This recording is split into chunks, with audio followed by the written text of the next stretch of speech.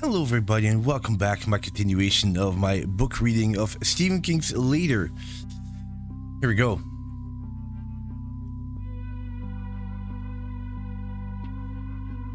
After we got on the throughway, Liz helped herself to another bump of her special blend. I'd say she was starting to scare me, but we were well past that point. Do you want to know how we get here? Me and you, Holmes and Watson, off on another adventure? Adventure wasn't the word I would have picked, but I didn't say so.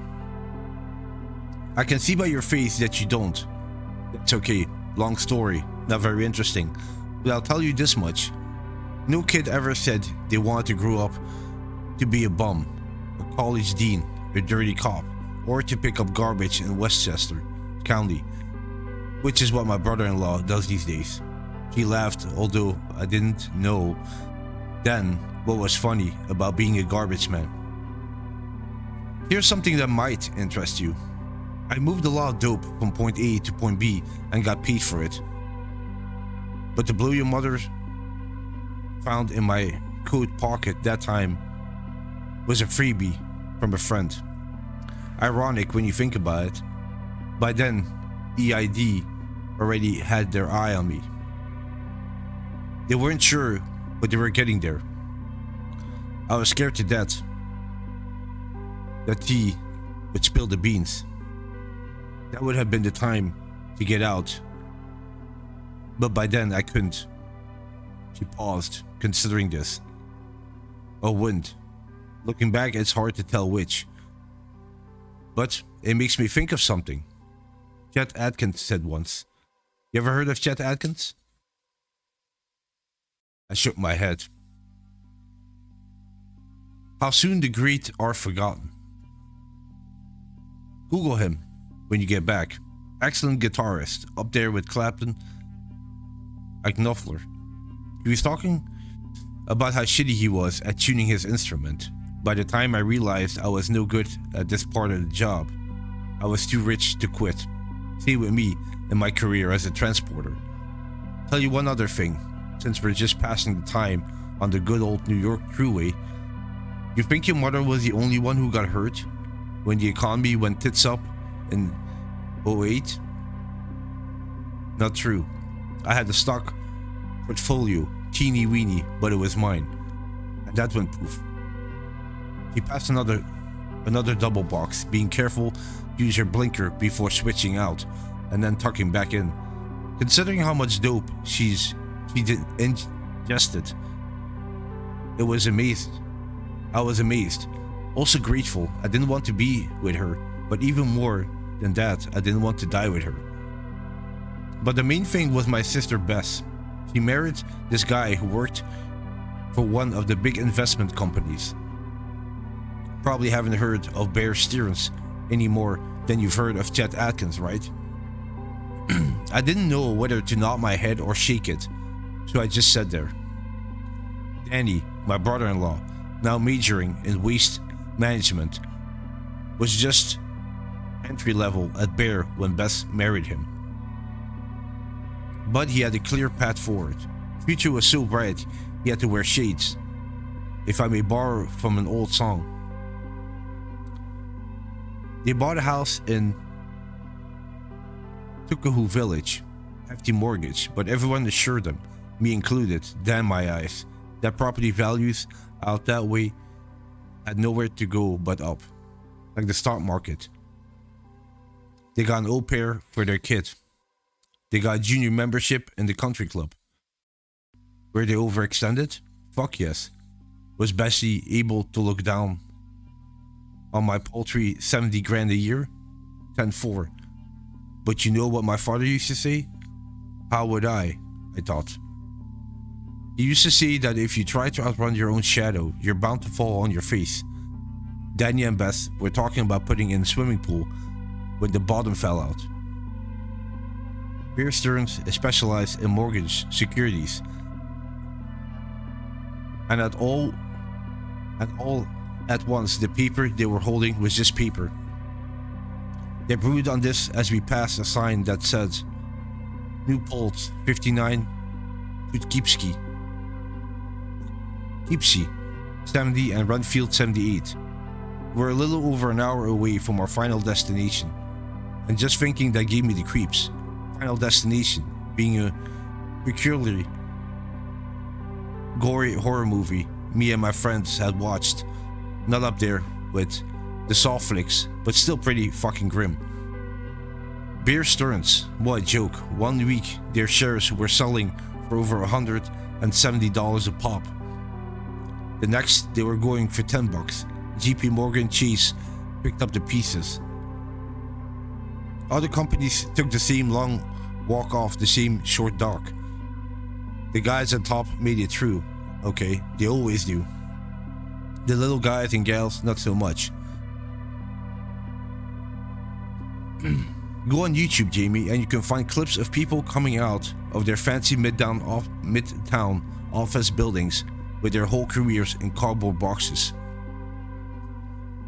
Danny Miller was one of those guys.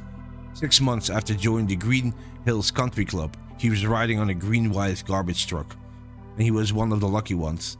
As for their house, on the water. Know what that means?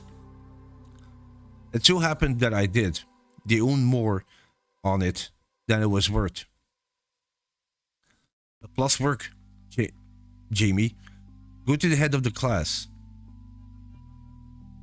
But it was only assets they had, not to mention a place where Bess, Danny, and my niece, Francine, could lay down their heads at night without getting rained on. That said, she had friends who were sleeping in their camper. Who do you think kicked in enough so they could keep up with the payments on the 4-bedroom white elephant? I'm guessing you did? Right. Best stop looking down on my 70 grand a year, I can tell you that. But was I able to do it on just my salary, plus all the overtime I could glum? No way. Because I got part-time work as security in a couple of clubs. More no way. But I met people there, made connections, got offers. Certain lines of work are recessions proof. Funeral parlors always make out.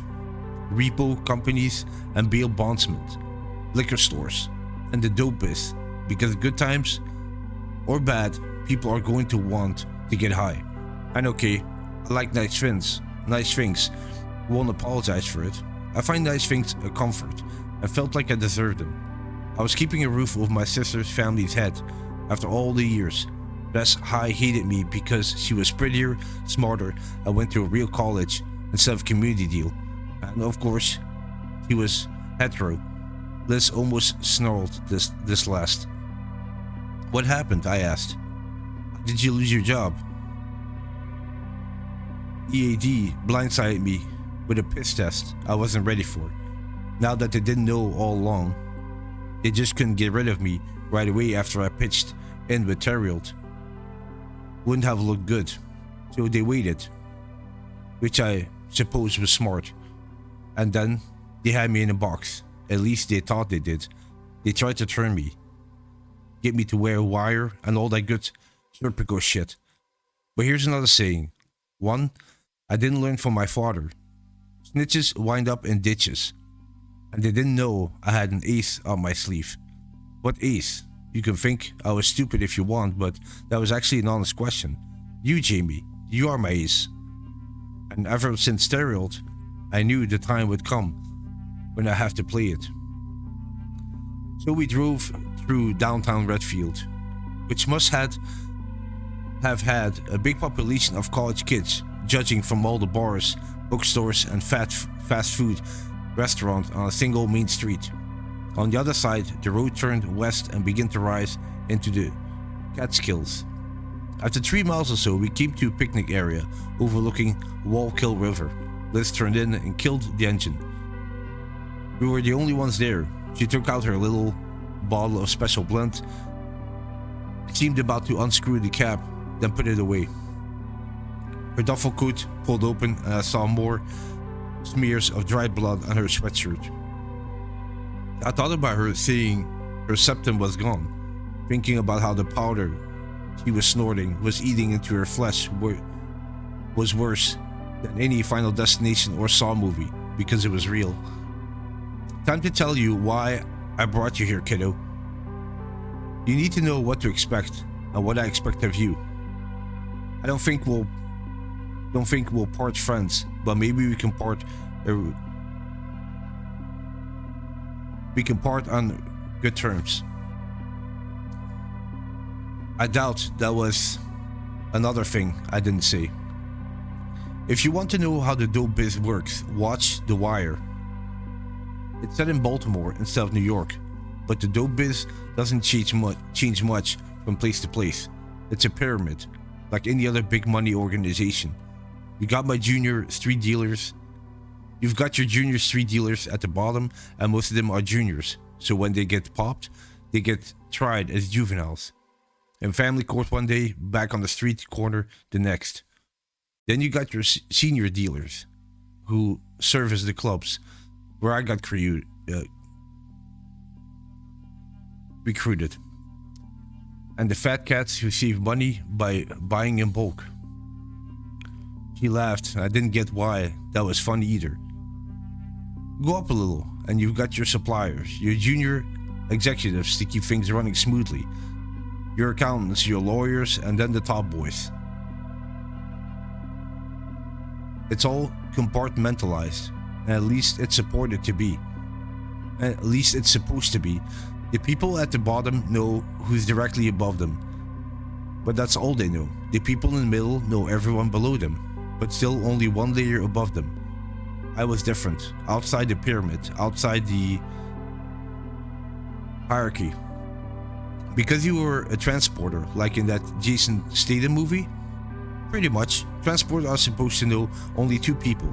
The ones we receive from at point A, and the ones we turn the load over to at point B. Those at point B are the senior distributors, who start the dope flowing down the pyramid to its final destination, the users. Final destination, there it was again. Only as a cop, dirty, but still a cop, I pay attention, okay? I don't ask many questions. Doing that is dangerous, but I listen. Also, I had access to NYPD and DEA databases. It wasn't hard to trace the pyramid all the way to the tippy top. There are maybe a dozen people important three major kinds of dope into the New York and New England territories. But the one I was working for lives right here in Renfield. Lived, I should say. His name is Donald Marston, and when he files his taxes, he listed developer as his former occupation and retired as his current one. He's retired, alright. Lived, I should say, retired. It was canaterial all over again. The kid gets the picture, Liz said. Fantastic. Mind if I smoke? I should have another bump until this is over. Then I'll treat myself to a double. Really red line, the old blood pressure. She didn't wait for me to give permission, just lit up. But at least she rolled down her window to let the smoke out, most of it anyway. Donnie Marston was known to his colleagues, his crew, as Donnie Biggs, for good reason. He was one fat fuck, pardon my political incorrectness. These 300 ain't it, dear. Try 4 1/4. He was asking for it, and he got it, yes. And he got it yesterday. Cerebral hemorrhage. Blew his brains out, and didn't even need a gun. She drank deep and shot smoke out of her window. The daylight was still strong, but the shadows were getting long. Soon the light would start to fade. A week before he stroked out, I got word through 2 of my old contacts. This would be point B guys I stayed friendly with. That Donnie received a shipment from China. Huge shipment, they say. Not powder, pills, knockout, OxyContin. A lot of it for Donnie Big's personal sale. Maybe as a kid of bonus. That'd be my guess anyway, because there really is no top of the pyramid, Jamie. Even the boss had bosses. This made me think of something Mom and Uncle Harry used to chant sometimes. They had learned it as kids. I guess, and Uncle Harry remembered it even when all of the important stuff had blown away. Big fleas have little fleas upon their backs to bite them, and little fleas have lesser fleas, and so on and so on. I suppose I might chant that to my own kids if I ever had the chance to have them. That was, "Pills, Jimmy, pills." He sounded enraptured, which was mondo creepy. Easy to transport and easier to sell. Huge could mean 2 or 3,000, maybe 10,000. Enrico, one of my Point B guys, says they're 40s. You know what 40s go for on the street? Never mind, I know you don't. 80 a pill, and never mind sweating out a run with heroin in plastic bags and plastic garbage bags. I could carry these in a fucking suitcase. Smoke slithered out between her lips and she watched it drift away towards the guardrails with their sign reading, "Stay back from the edge." "We're going to get those pills, Jimmy. We're going to find out where he put them. My guys asked me to cut them in if I got a line on the stuff, and of course I said yes. But this is my deal. Besides, there might not be 10,000 pills. There might only be 8,000 or 800. She cocked her head, then shook it, as if arguing with herself. "There'll be a couple of thousand at least. Got to be. Probably more. Donnie's executive bonus for doing a good job for supplying this New York clientele. But if you start splitting that, pretty soon you're stuck with chump change, and I'm no chump. Got a little bit of a drug problem, but that doesn't make me a chump. You know what I'll do, Jamie?" I shook my head. "Make it out to the West Coast. Disappear from this part of the world forever. New clothes, new hair color, new me. I'll find someone out there who can broker a deal for an oxy. I may not get 80 a pill, but I'll get a lot. Because oxy is still the gold standard, and the Chinese shit is as good as the real stuff.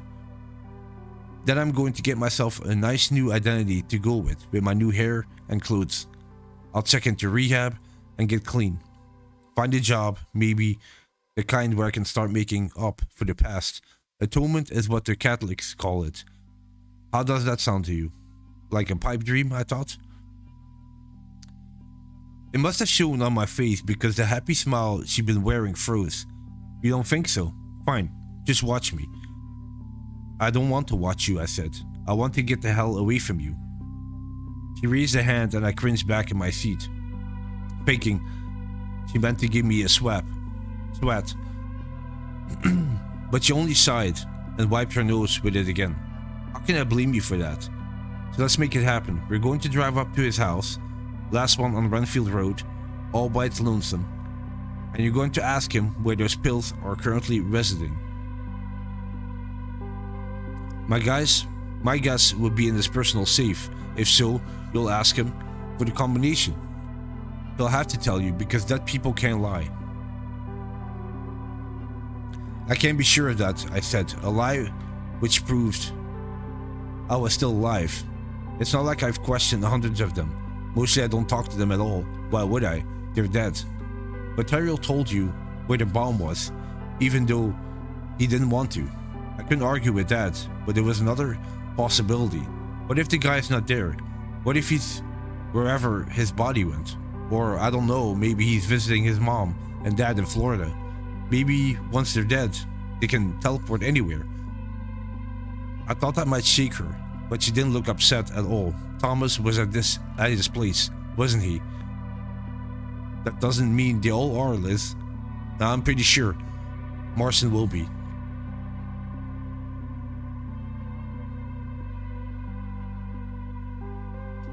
She sounded very sure of herself. She didn't understand that dead people can be unpredictable. Let's do this. Then I'll grant you your fondest wish. You'll never have to see me again. She said this in a sad way, like I was supposed to feel sorry for her, but I didn't. The only thing I felt about her was scared.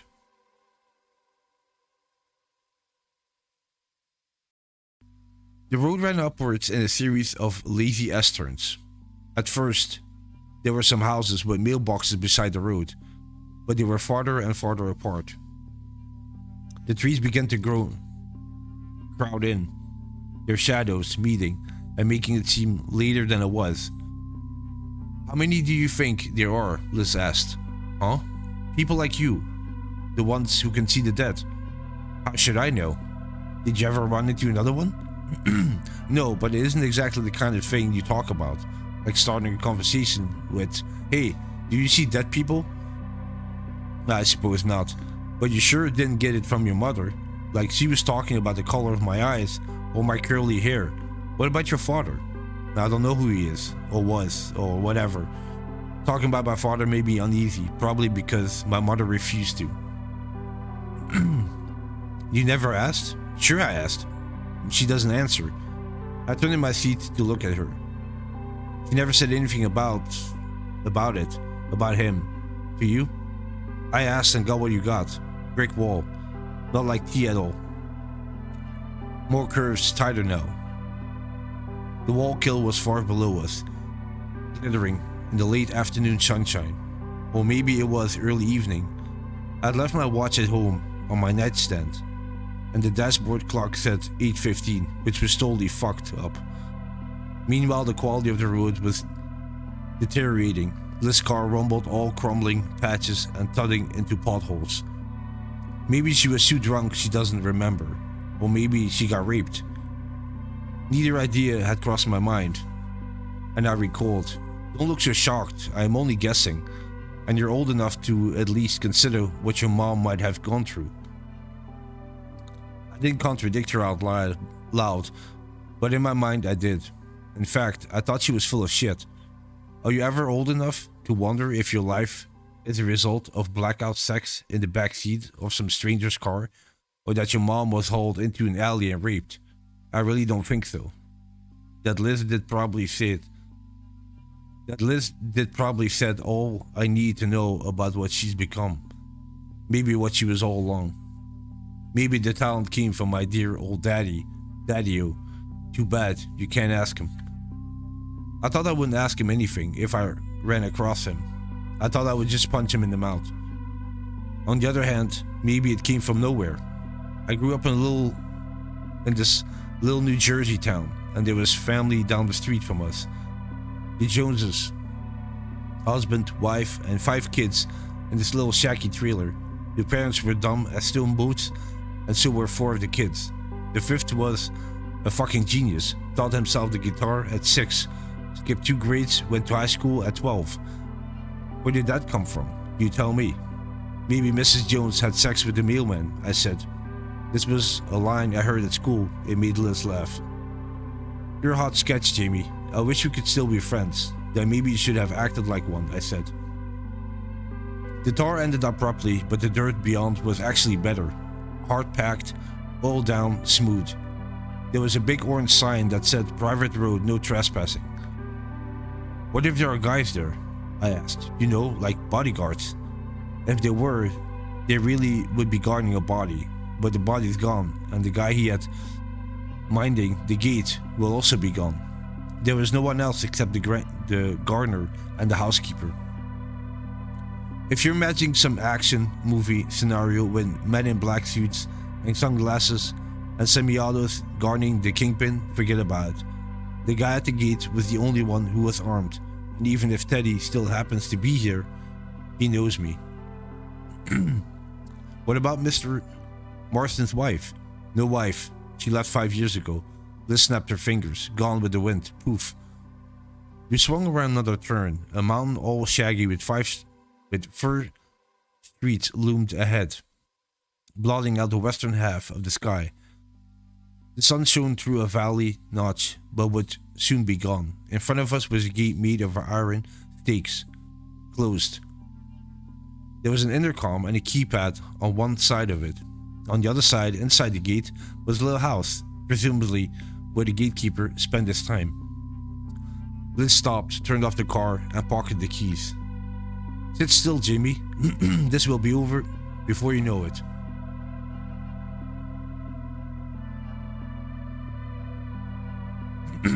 Her cheeks were flushed and her eyes were bright. A trickle of blood ran from one of her nostrils and she wiped it away.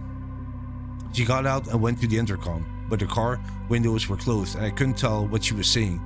Then she went to the gatehouse side, and this time I could hear her because she raised her voice. "Daddy, are you in there? It's your buddy Liz. Hoping to pay my respect, but I need to know where." There was no answer, and no one came out. Liz walked back to the other side of the gate.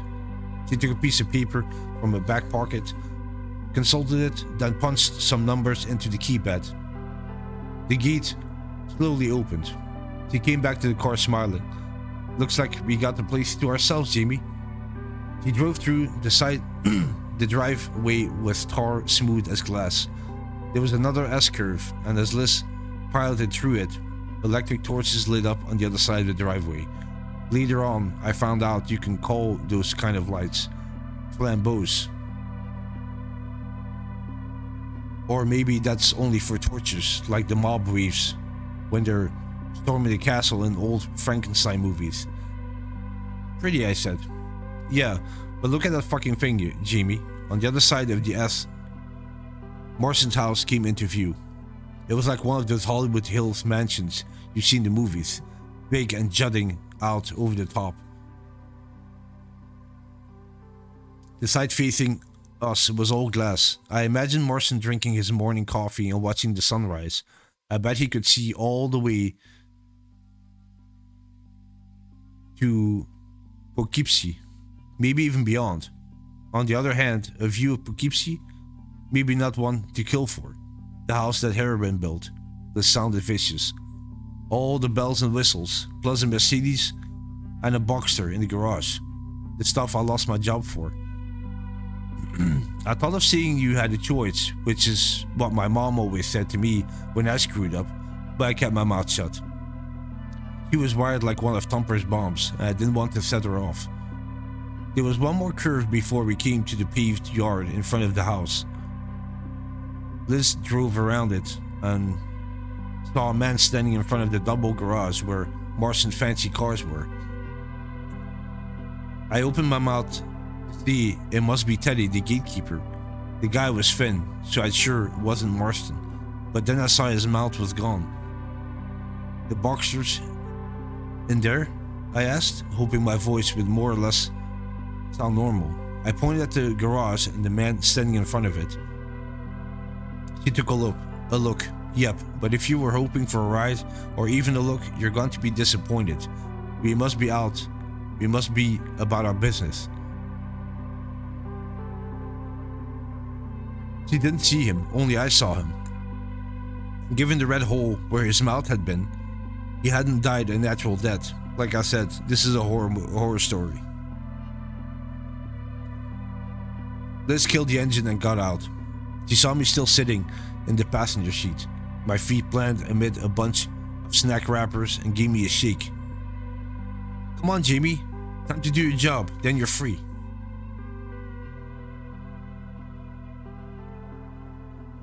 I got out and followed her to the front door. On the way, I snuck another glance at the man in front of the double garage. He must have known I was seeing him because he raised a hand. I checked to make sure Liz wasn't looking at me and lifted my own in return. Sleet stepped led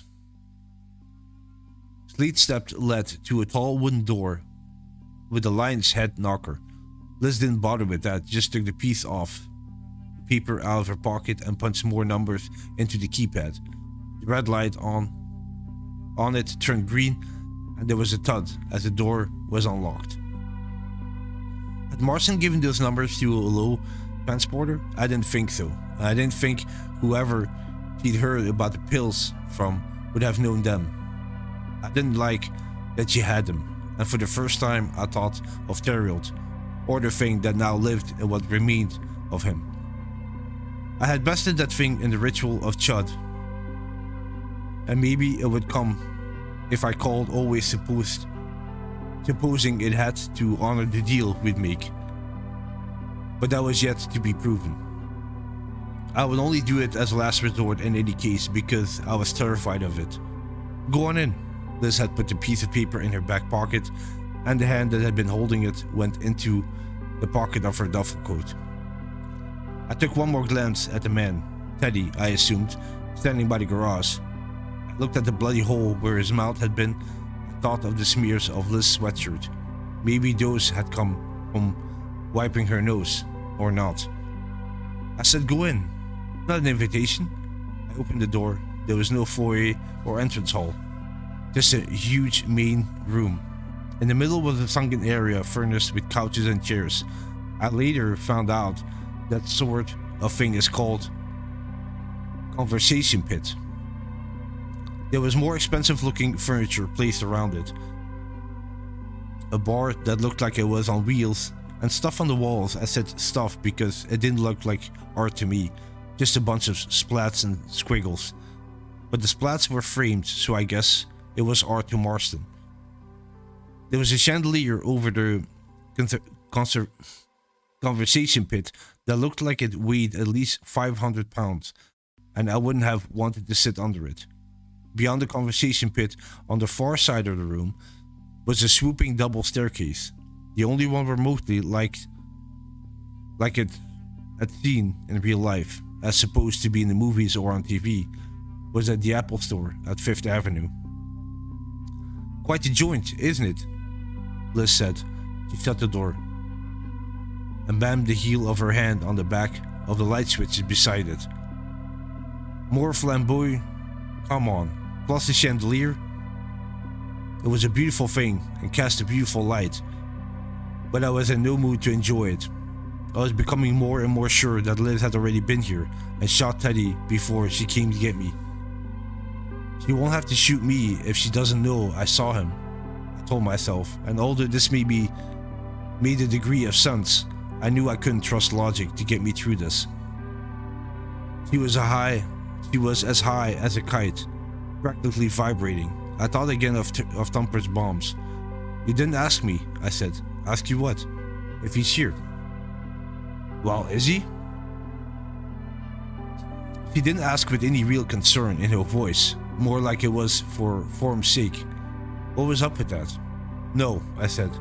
She didn't seem upset like she had been when we were hunting for Terriold.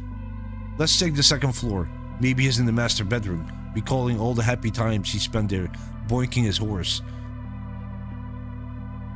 There were many after Madeline left, probably before too.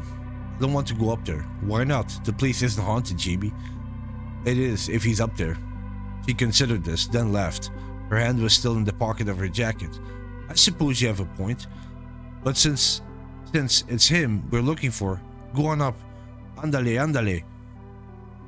I gestured to the hall leading away from the right side of the great room. "Maybe he's in the kitchen. Getting himself a snack? I don't think so. I think he's upstairs. Go on." I thought about arguing some more, or point blank refusing. But then her hand might have come out of her jacket pocket, and I had a pretty good idea where it would be in it. So I started up the right-hand staircase.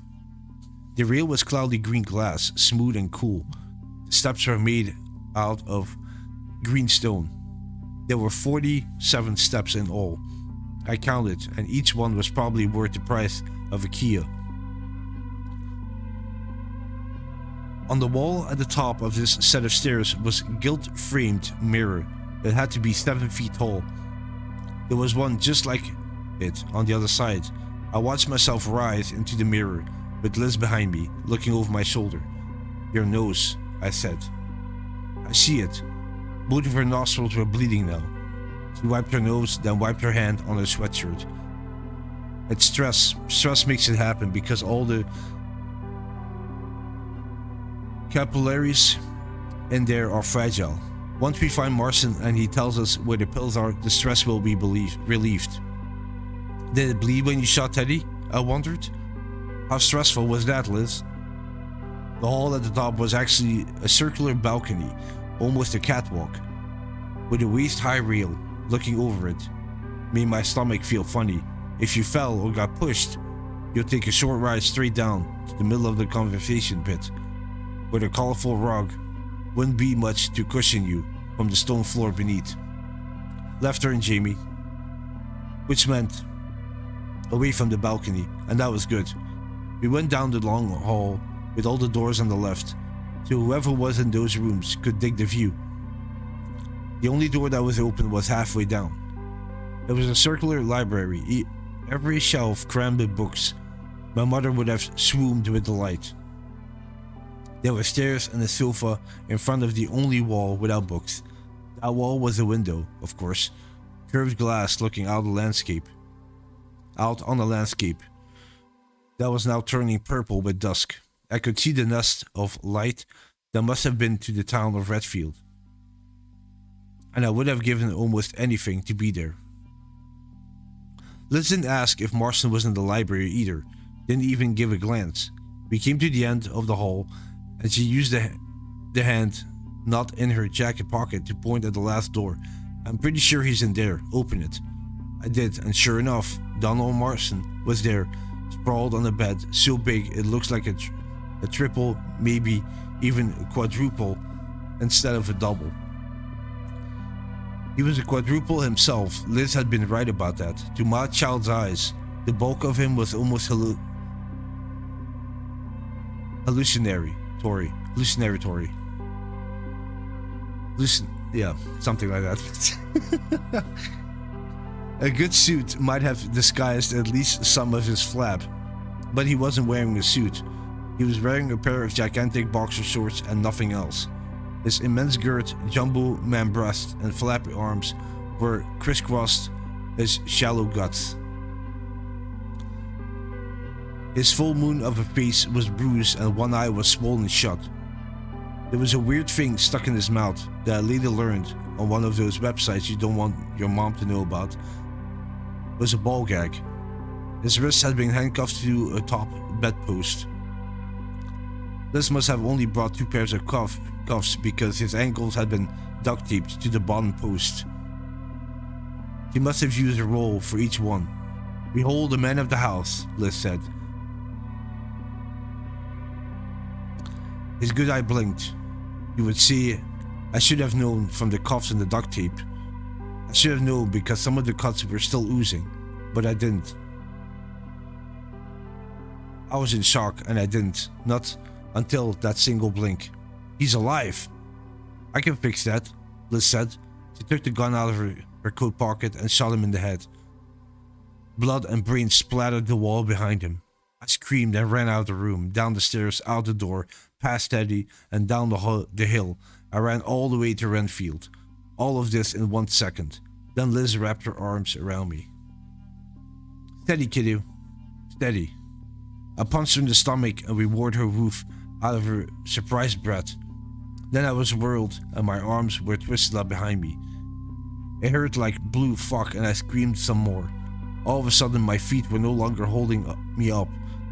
She swept them right out from under me and I went on my knees, yelling my head off with my arm twisted up so high that my wrist was touching my shoulder blade. "Shut up," her voice, little more than a growl, was in my ear.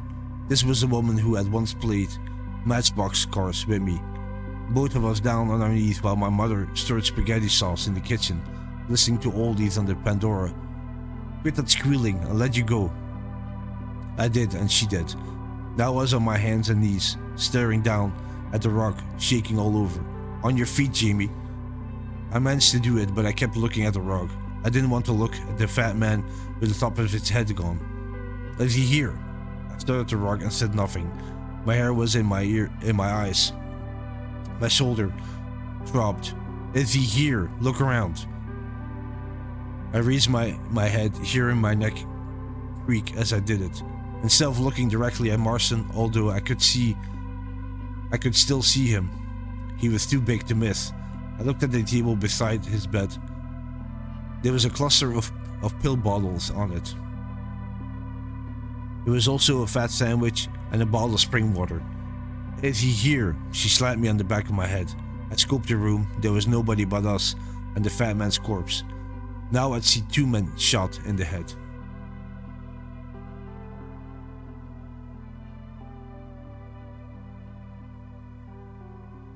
Terrell had been bad, but at least I hadn't had to watch him die.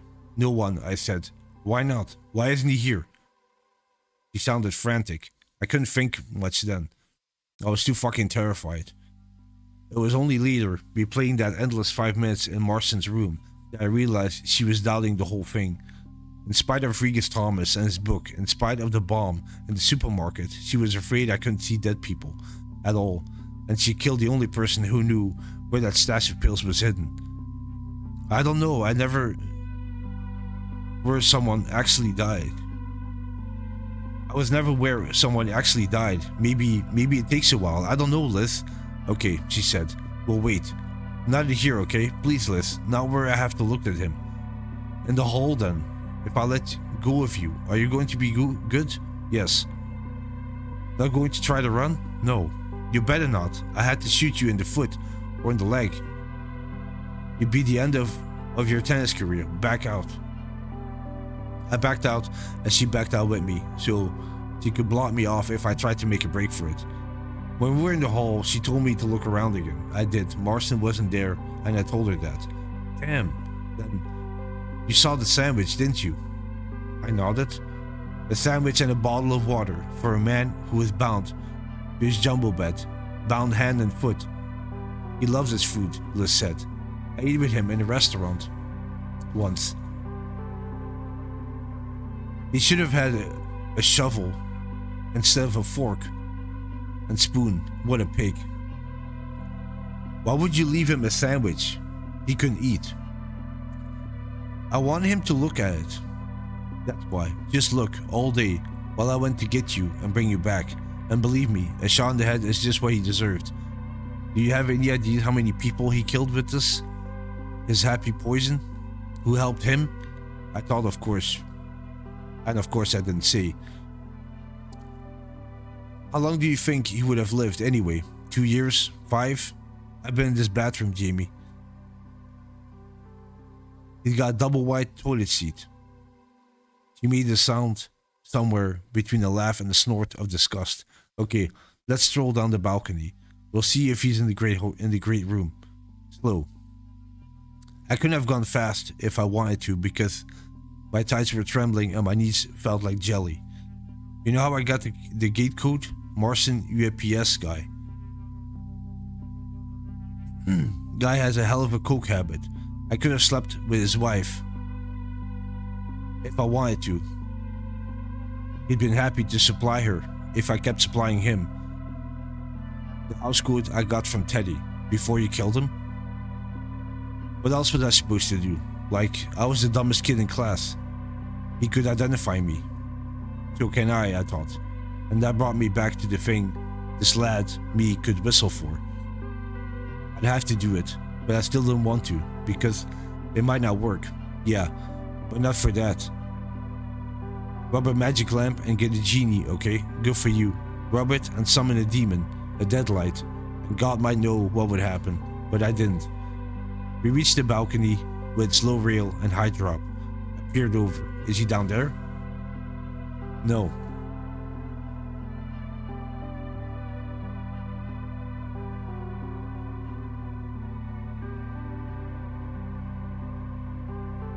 The gun prodded me in the small of my back. Are you lying? No. She gave a harsh sigh. This isn't the way it's supposed to go. I don't know how it's supposed to go, Liz. For all I know, he could be outside talking to T. I stopped. She took hold of my shoulder and turned me around. There was blood all over her upper lip now. Her stress must have been very high. But she was smiling. You saw Teddy? I dropped my eyes, which was answer enough. You sly dog. She actually laughed. Well, go out and take a look if Marston doesn't show in there. But for the time being, let's just wait a little bit. You can afford to. His latest whore is visiting her relatives in Jamaica or Barbados or somewhere with palm trees, and he doesn't get company during the week. Does all his business by phone these days. He's just lying there when I came in, watching that John Law court show on TV. Christ, I wish he had at least been wearing some pajamas, you know? I said nothing. He told me there were no pills, but I could see on his face that he was lying, so I secured him and then cut him a little. Thought that might loosen his tongue, and you know what he did? He laughed at me, said, yes, okay, There was oxy, a lot of it. But he never told me where it was. Why should I? He said. You're going to kill me anyway. That's when the penny dropped. I couldn't believe I hadn't thought of it before. She hit the side of her head with the hand holding the gun. Me? I said. I was the penny that dropped. Yes, indeed. So I left him a sandwich and a bottle of water to admire, and I went to New York and I got you, and we drove back and nobody came, and here we are. So where the fuck is he? There, I said. What, where? I pointed. She turned and of course saw nothing, but I could see both of us. To the both of us. Daniel Marston, also known as Donnie Biggs, was standing in the doorway of his circular library. He was wearing nothing but his boxer shorts, and the top of his head was pretty much gone, and his shoulders were drenched with blood. But he was staring at me with the eye Liz hadn't punched shut in her fury and frustration. I raised a tentative hand to him. He raised one of his in return. Ask him. She was digging into my shoulder and breathing in my face. Neither was pleasant, but her breath was worse. Let go of me and I will. I walked slowly toward Marston. Liz followed close behind, and I could feel her looming. I stopped about 5 feet away. Where are the pills? He replied without hesitation, talking as all of them did, with the exception of Theriot, that was, as if it didn't really matter. And why wouldn't it? He didn't need pills anymore. Not where he was, and not where he was going, assuming he was going anywhere. Somewhere on the table bedside my bed, and most are in the medicine cabinet. Topomax, Marinox, Inderol, Pepsid, Flomax, plus half of a dozen more, throwing them off like a shopping list. What did he? Be quiet, I said. For the moment I was in charge, although I knew that wouldn't last long. Would I be in charge if I called the thing inhabiting Theriot? Then I didn't know. I asked the wrong question. I turned to look at her. I can ask the right one, the right one. But first you have to promise you're going to let me go once you get what you came for. Of course I am, Jimmy, she said, and I knew she was lying. I'm not sure exactly how I knew, but there was nothing logical about it, and it wasn't pure intuition. I think I had to do with the way her eyes shifted away from mine when she used my name. I knew then I have to whistle. Daniel Marston was still standing by the door of his library, and I wondered briefly if he actually read the books in there, or they were just there for show. She doesn't want your prescription stuff. She wants the oxy. Where is it? What happened next had happened just once before. When I asked Theriot where he planted the last bomb, Marston's words stopped matching the movement of his mouth, as if he was struggling against the imperative to answer. I don't want to tell you. Exactly what Theriot had said. Jamie, what? Be quiet, I said. Give me a chance. Then to him, where is the oxy?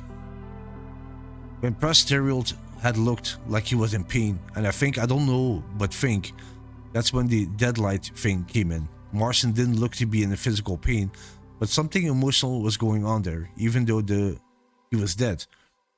He put his hand over his face like a child who's doing something wrong and said, "Panic room." What do you mean? What's a panic room? It's a place to go in case of break-ins. The emotion was gone, fast as it had come. Marston was back to his shopping list drone. I have enemies. She was one. I just didn't know it. Ask him where it is, Liz said. I was pretty sure I knew that, but I asked anyway. He pointed into the library. It's a secret room, I said, but since that wasn't a question, he made no response. Is it a secret room? Yes. Show me.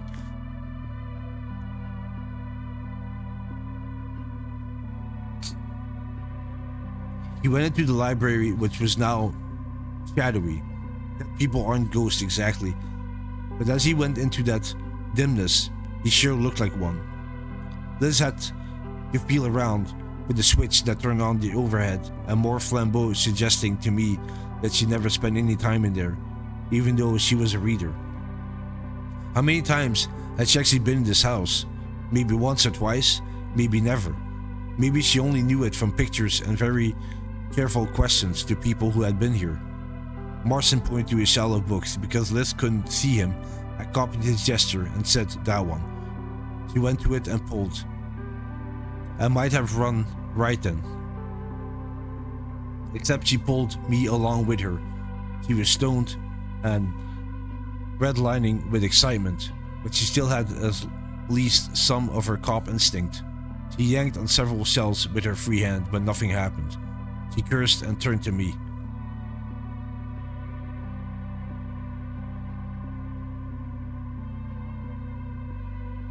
To forestall another shaking arm twisting, I asked Marston the obvious question: is there a catch to open it? Yes. What's she saying, Jamie? God damn it, what's she saying? Besides being scary as fuck, she was driving me crazy with her questions. She had forgotten to wipe her nose, and now fresh blood was running over her upper lip, making her look like one of Bram Stoker's vampires, which in my opinion she sort of was. Give me a chance, Liz. Then to Marston, where's the catch? Top shelf on the right, Marston said. I told Liz. She stood on her toes, fumbling some more, and then there was a click. This time when she pulled, the bookcase swung out a hinges, revealing a steel door, another keypad, another small red light above the numbers. Liz didn't have to tell me what to ask next. What's the code? Once again, he raised his hand and covered his eyes. A childish gesture that says, if I can't see you, you can't see me. It was a sad gesture, but I couldn't afford to be touched by it. And not just because he was a drug baron, which product had undoubtedly killed hundreds, maybe even thousands of people, and hooked thousands more. I had enough problems on my own. What is the code? Enunciating each word. As I had with Theriot, this was different, but it was also the same. He told me he had to. 73612, I said. He punched in the numbers, still holding onto my arm. I almost expected the thump and a hiss, like an airlock opening in a science fiction movie, but the only thing that happened was the red light turning green. There was no handle or doorknob, so Liz pushed on the door and it swung open. The room inside was as black as a black cat's asshole. Ask him where the light switches are. I did, and Marston said there aren't any. He had dropped his hand again. His voice was already starting to fade.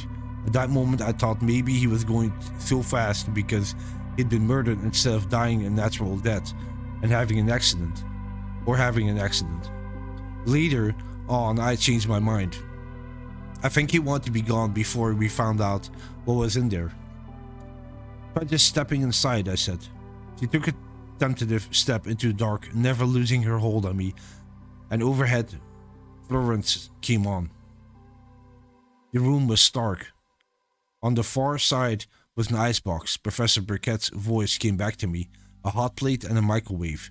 To the left and right were shelves stacked with cheap canned food, stuff like Spam and Dinty Moore beef stew and King Oscar sardines.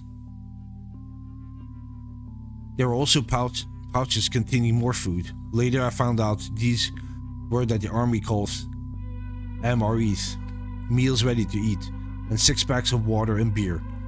There was a landline telefungus on one of the lower shelves. In the middle of the room was a plain wooden table.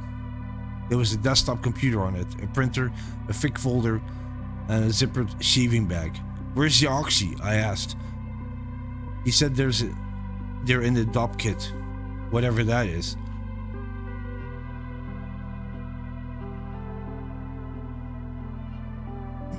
She seized the shaving bag, unzipped it, and turned it over. A bunch of pill bottles fell out, along with the 2 or 3 small packets done up in saran wrap. Not exactly a treasure trove, she yelled. What the fuck is this? I barely heard her. I had flipped open the folder beside the computer for no reason that it was there, and I was in shock. At first it was like I didn't even know what I was seeing, but of course I did, and I knew why Marston wasn't wanting us to come in here, and why he could feel shame even though he was dead. It had nothing to do with drugs. I wondered if the woman I was looking at had the same ball gag in her mouth. Poetic justice, if she did. Liz, I said, my lips felt numb, like I've gotten a shot of Novocaine at the dentist. Is this all? She was shouting. Don't you fucking dare tell me this is all. She twisted open one of the prescription bottles and dumped out the content. There were maybe two dozen pills. This isn't even oxy. These are fucking Darvins. She had let go of me and I could have run right then, but I never even thought of it. Even the thought of whistling for Terriot had left my mind.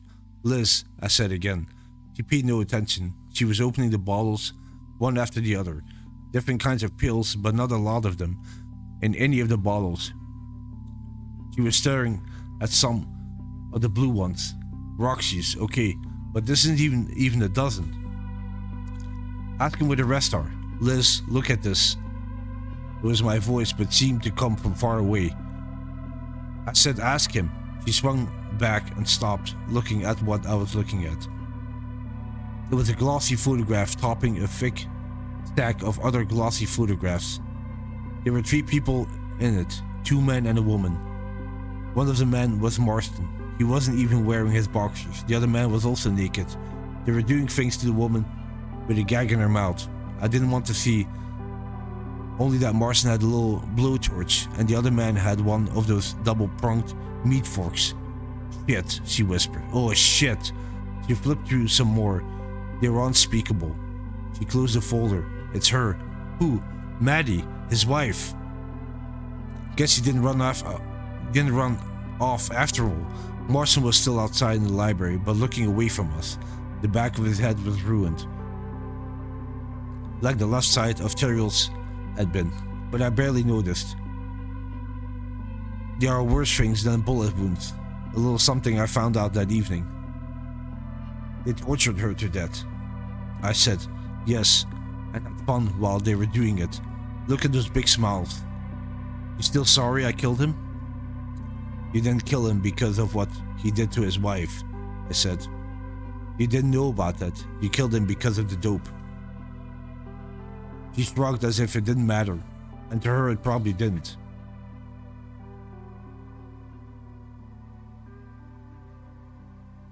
She looked out of the panic room where he came to look at his awful pictures and crossed the library to the upstairs hall. Is she still there? Yes, she's in the doorway. At first, he said there weren't any pills, but I knew he was lying. And he said there was a lot. Maybe he was lying when he said that. He could, because he wasn't dead yet. But he told you they were in the panic room. He was already dead then. He didn't see how many, I asked Marston. That's all you've got? That's all, he said. His voice was starting to drift. You told her you had a lot. He shrugged his bloody shoulders. As long as she believed I had what she wanted, I thought she'd keep me alive. But that trip she heard about me, but you're getting a big private shipment. Just bullshit, he said. There's a lot of bullshit in this business. People say all sorts of shit just to hear themselves talk. Liz shook her head when I told her what he said, not believing it. Not wanting to believe it, because if she did, it meant all of her West Coast plans fell down. It meant she'd been conned. He's hiding something, he insisted. Somehow, somewhere. Asking him where the rest of them are. I opened my mouth to see that if there were more, he would have told me already. Then probably, because the terrible pictures had slapped a dazed part of me awake. I had an idea. Maybe I could do some conning on my own, because she was certainly ready to be conned. If it worked, I might be able to get away from her without whistling up a demon. She grabbed my shoulders and gave me a shake. Ask him, I said. So I did. Where's the rest of the dope, Mr. Marston? I told you, that's all in there. His voice was fading. I keep a few on hand for Mario, but she's in the Bahamas. Oh, okay, that's more like it. I pointed to the shelves of canned food. See the cans of spaghetti on the top shelf? There was no way she could miss them. There had to be at least 30. Donnie Biggs must have really loved this Franco-American. He said he hit some in those. Not Oxy, there's something else. She could have dragged me with her, but I was thinking there might be a good chance she's too eager, and I was right. She ran through the shelves of the canned goods. I waited until she was standing on her tiptoes and reaching up.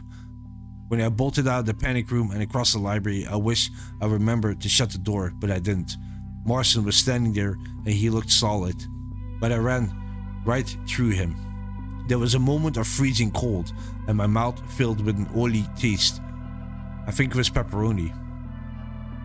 Then I was sprinting for the stairs. There was a clatter of falling cans from behind me. "Get back here, Jamie, get back!" She came after me. I could hear her. They made it to where those stairs swooped down and looked over my shoulder. That was a mistake. I tripped. Out of other options, I pursed my lips to whistle, but I couldn't do anything but huff air. My mouth and lips were too dry, so I screamed instead, "Gerald!" I started to crawl down the stairs head first with my hair in my eyes, but she grabbed my ankle. "Gerald, help me! Get her off me!" Suddenly everything, not just the balcony, not just the stairs, but all the space above the great room and the conversation pit filled with white light. I was looking back at Liz when it happened, and I squinted against the glare, all but blinded.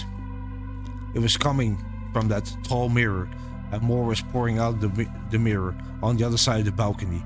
Liz's grip loosened. I grabbed one of the slate stairs and yanked on it as hard as I could.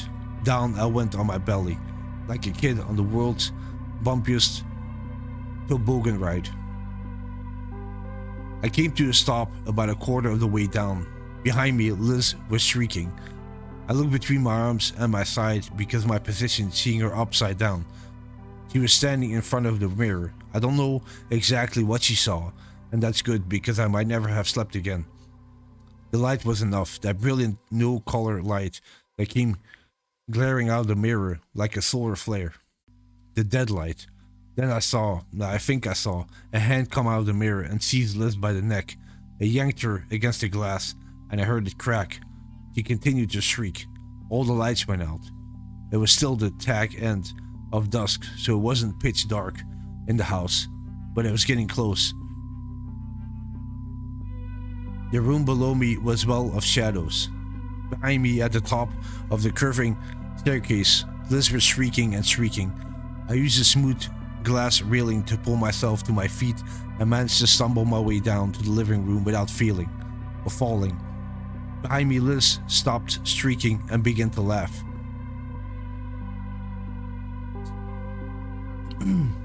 I turned and saw her running down the stairs, just a dark shape laughing like a Joker in Batman cartoon.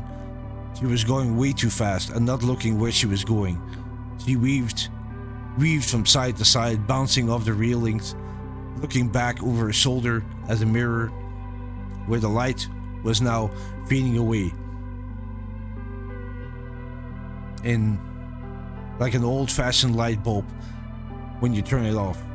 "Liz, look out!" I yelled out, even though the only thing in the world I wanted was to get away from her. The warning was pure instinct, and it did no good.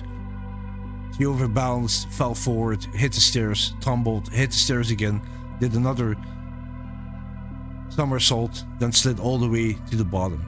She went on laughing the first time she hit, but stopped the second time, like she was a radio and someone had turned her off. She lay face up at the foot of the stairs with her head cocked, her nose bent sideways, one arm all the way up behind her to her neck, and her eyes staring out in the gloom. "Liz?" "Nothing." "Liz, are you okay?" What a stupid question, and why did I care? That one I can answer. I want her to be alive because something was behind me. I didn't hear it, but I knew it was there. I knelt next to her and held a hand to her bloody mouth. There was no breath on my palm. Her hand did not blink. Her eyes did not blink. She was dead. I got up, turned, and saw exactly what I expected. Liz standing there in her unzipped duffel coat and bloodstained sweatshirt. She wasn't looking at me. She was looking over my shoulder. She raised one of her hands and pointed, reminding me, even in that terrible moment, of Ghost of Christmas yet to come, pointing at Scrooge's tombstone. Kenneth Theriot, what remained of him, at least, was coming down the stairs. And with this, I'm going to stop it here for this part of the book reading. I know this was actually a very long part, but I was like reading and I was like, yeah, okay, let me read a little bit more to get a little bit further ahead in the book. And there's one more part I have to do, and then this book reading of Leader will also be finished. So probably like roughly another hour, I guess, something like that. So yeah, thank you so much for listening. Hope you enjoyed it, even though it was a longer one. And I'll catch you in the next one. Take care. Bye bye.